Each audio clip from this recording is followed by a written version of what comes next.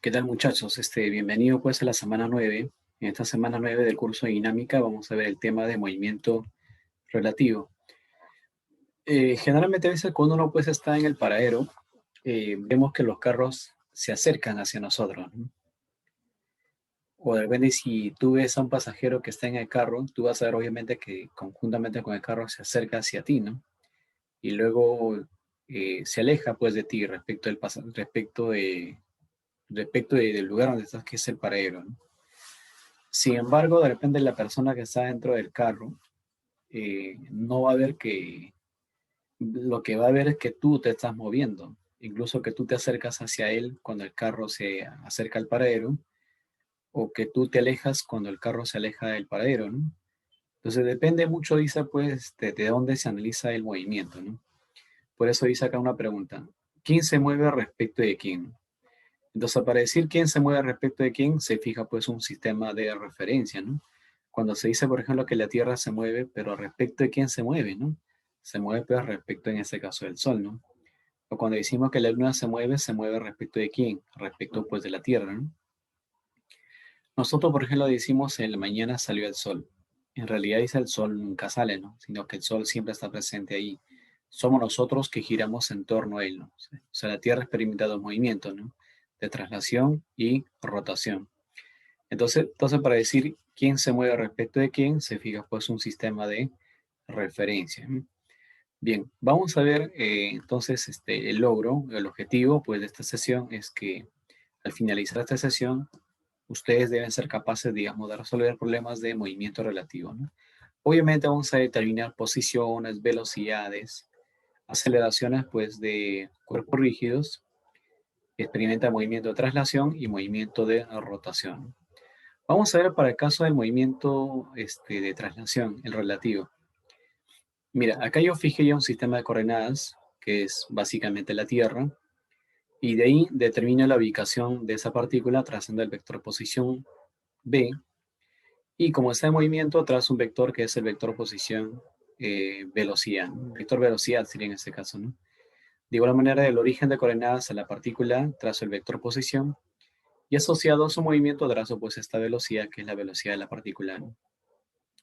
Y estos caminos serían pues las trayectorias que siguen esta partícula respecto al origen de coordenadas, ¿no? Igual esa trayectoria sería la trayectoria que sigue esta partícula B respecto pues al origen de coordenadas, ¿no? Entonces dice acá, ¿no? Consideremos dos partículas A y B siguiendo la trayectoria mostradas, donde las posiciones de A y B respecto de un observador fijo acá en el origen de coordenadas se representa pues con el R sub A y el R sub B, ¿no? Ahora dice, ¿y qué sucede si analizamos el movimiento? Dice, si analizamos el movimiento de A respecto de B. O sea, vamos a analizar el movimiento de A respecto de B. O sea, en B, ahora el B va a funcionar como un sistema de referencia. Y en ella, pues, se va a colocar un observador. Y respecto de él, esa partícula B no se mueve, ¿no? La que va a ver este observador es que la partícula A se mueve respecto de él. Entonces, por lo tanto, podemos determinar la posición de él respecto de él, ¿no? Ese vector es el vector posición. Dice ahora, no, si analizamos el movimiento de A respecto de B, tenemos la posición relativa de A respecto de B, respecto al observador que está en B. Este slash significa que es respecto, la posición de A respecto de B, ¿no? Y por definición, esta velocidad, esta posición relativa es la diferencia entre la posición del A menos la posición del B, ¿no? Asimismo, podemos derivar esa posición y podemos hallar su velocidad. Derivando la posición respecto del tiempo, tenemos la velocidad del A respecto del B, que es la velocidad del A menos la velocidad del B, ¿no? Y si derivamos esta ecuación respecto del tiempo, vamos a encontrar la aceleración relativa, ¿no? Que sería pues la aceleración de él respecto de él, ¿no? Entonces, así de simple, podemos entonces encontrar la posición, la velocidad y la aceleración de esos cuerpos pues que experimentan movimiento de traslación, ¿no?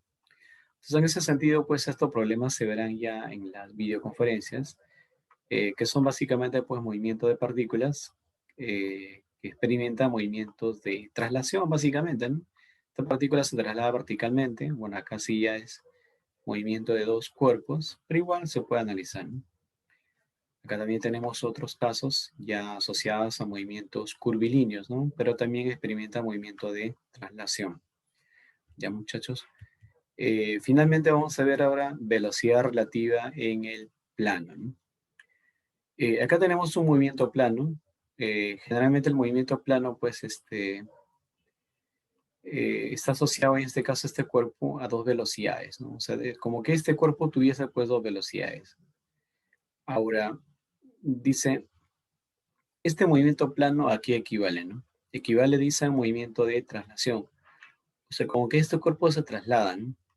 Pero también a su vez equivale a algo más. Y ese algo más es su movimiento de rotación de una partícula respecto al otro, ¿no? En otras palabras, aquí estaría entrando pues el movimiento relativo, ¿no? O sea, como que acá estamos viendo que ambas partículas se mueven, pero si colocamos un observador fijo acá, vamos a ver que la partícula B se mueve respecto de él. Por eso que esta posición es la posición del B respecto del A. Y esa velocidad es la velocidad del B respecto del A, ¿no? Y respecto de él, él está experimentando pues este movimiento de rotación. Y si está rotando, podemos hallar su velocidad relativa, ¿no? Tanto la tangencial como la angular, ¿no? Entonces acá dice, ¿no? Esta ecuación dice, recomiendo utilizarla para relacionar los puntos A y B de un mismo cuerpo rígido, en donde dice están interconectadas mediante un pasador.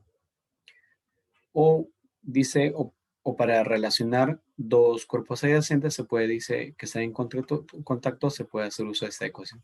Esta ecuación no es más que la ecuación, digamos, que relaciona la velocidad tangencial con la velocidad angular, ¿no? Que seguro que ustedes han visto movimientos circunferenciales, hayan visto esto acá, ¿no? Que la rapidez, velocidad tangencial es velocidad angular por el radio, ¿no?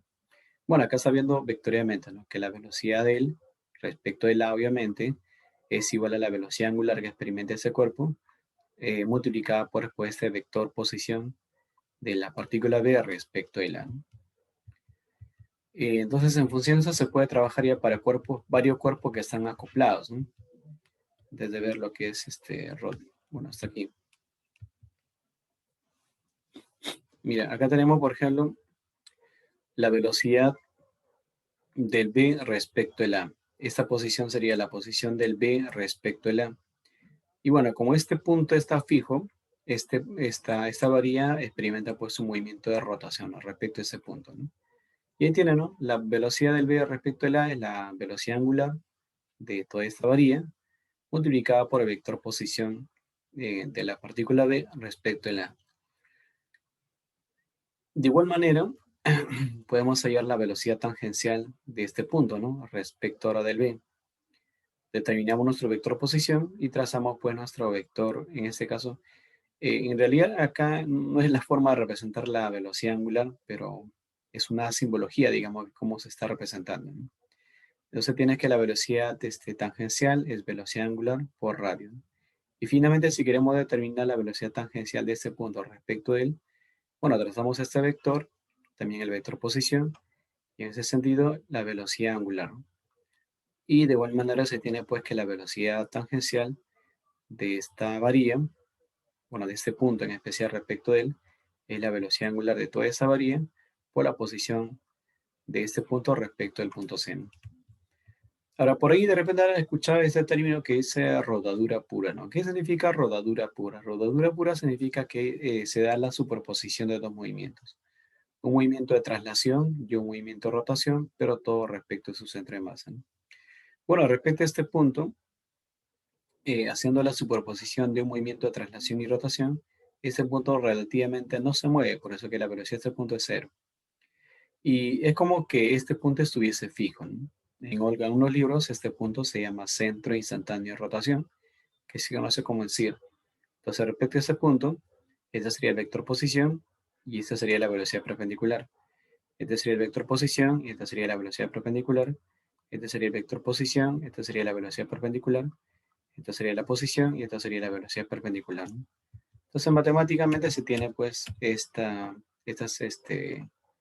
ecuaciones. Entonces, el punto se dice de la rueda que toma el contacto con el piso tiene una velocidad instantánea igual a cero, ¿no? Ese centro se llama centro instantáneo de rotación.